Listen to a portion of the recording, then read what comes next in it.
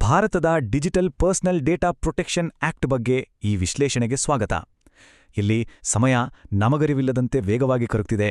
ಇವತ್ತು ಮೇ 13, 2026. ಡಿಪಿಡಿಪಿ ನಿಯಮಗಳು ಸಂಪೂರ್ಣವಾಗಿ ಜಾರಿಗೆ ಬರಲು ಉಳಿದಿರೋದು ಬರೀ 365 ದಿನಗಳಷ್ಟೇ. 1 ವರ್ಷ ಅಂದ್ರೆ ಸಾಕಷ್ಟು ಸಮಯ ಅಂತ ಅನ್ಸ್ಬೋದು. ಆದರೆ ವ್ಯವಹಾರಗಳ ಮಟ್ಟಿಗೆ ಇದೊಂದು ಅಪಾಯಕಾರಿ ಭ್ರಮೆ ಅಷ್ಟೇ. ಯಾಕಂದ್ರೆ ಬಹುತೇಕ ಸಂಸ್ಥೆಗಳು ಯಾವುದೇ ಪೂರ್ವಸಿದ್ಧತೆ ಮಾಡ್ಕೊಂಡಿಲ್ಲ. ಎಲ್ಲರೂ ಸಂಪೂರ್ಣವಾಗಿ ಶೂನ್ಯದಿಂದ ಅಂದ್ರೆ ಝೀರೋದಿಂದಲೇ ತಮ್ಮ ಕೆಲಸ ಶುರು ಮಾಡ್ತಿದ್ದಾರೆ. ಗ್ರಾಹಕರ ಡೇಟಾ ಎಲ್ಲಿದೆ? ಅವರಿಂದ ಸರಿಯಾದ ಅನುಮತಿ ಅಂದ್ರೆ ಕನ್ಸೆಂಟ್ ಪಡೆಯಲಾಗಿದ್ಯಾ? ಈ ಬಗ್ಗೆ ಯಾವುದೇ ಸೂಕ್ತ ವ್ಯವಸ್ಥೆ ಈಗಿಲ್ಲ. ಅಷ್ಟೇ ಅಲ್ಲ, ಡೇಟಾ ಆಕ್ಸೆಸ್ ಕಂಟ್ರೋಲ್ಸ್ ಇಲ್ಲ. ಹಾಗೆ ಕಾನೂನು ಪಾಲನೆಗೆ ಜವಾಬ್ದಾರರಾದ ಡೇಟಾ ಫಿಡ್ಯೂಷಿಯರಿಗಳ ನೇಮಕ ಕೂಡ ಆಗಿಲ್ಲ.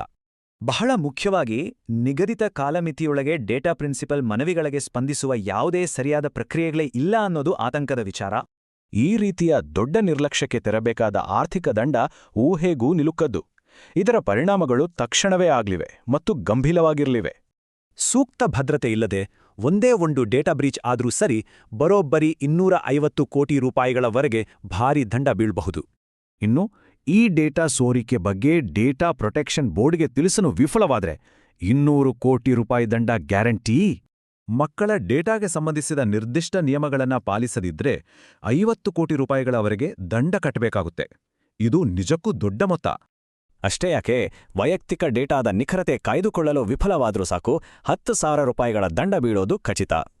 ಇದ್ಯಾವುದೂ ಕೇವಲ ಕಾಲ್ಪನಿಕ ಎಚ್ಚರಿಕೆಗಳಲ್ಲ. ವೈಯಕ್ತಿಕ ಡೇಟಾ ನಿರ್ವಹಿಸುವ ಭಾರತದ ಪ್ರತಿಯೊಂದು ಉದ್ಯಮದ ಮೇಲೂ ಇದು ನೇರ ಪರಿಣಾಮ ಬೀರಲಿದೆ. ರಿಟೇಲ್, ಫೈನಾನ್ಸ್ ಹಾಗೂ ಶಿಕ್ಷಣ ಕ್ಷೇತ್ರಗಳ ಹಳೆಯ ಸಿಸ್ಟಂಗಳಲ್ಲಿ ಅಪಾರ ಪ್ರಮಾಣದ ಅಸುರಕ್ಷಿತ ಡೇಟಾ ಯಾವುದೇ ನಿಯಂತ್ರಣವಿಲ್ಲದೆ ಹಾಗೇ ಬಿದ್ದಿದೆ.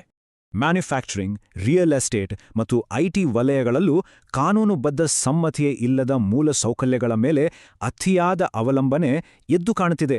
ಈಗ ನಾಯಕರ ಮುಂದಿರೋ ಆಯ್ಕೆ ಸ್ಪಷ್ಟ: 12 ತಿಂಗಳು ಸರಿಯಾಗಿ ಸಿದ್ಧತೆ ಮಾಡ್ಕೊಳ್ಳೋದು ಅಥವಾ ಕೊನೆಗಳಿಗೆಲೆ ಗಾಬರಿಯಿಂದ ಪರದಾಡೋದು. ಕೌಂಟ್ಡೌನ್ ಆಲ್ರೆಡಿ ಶುರುವಾಗಿದೆ.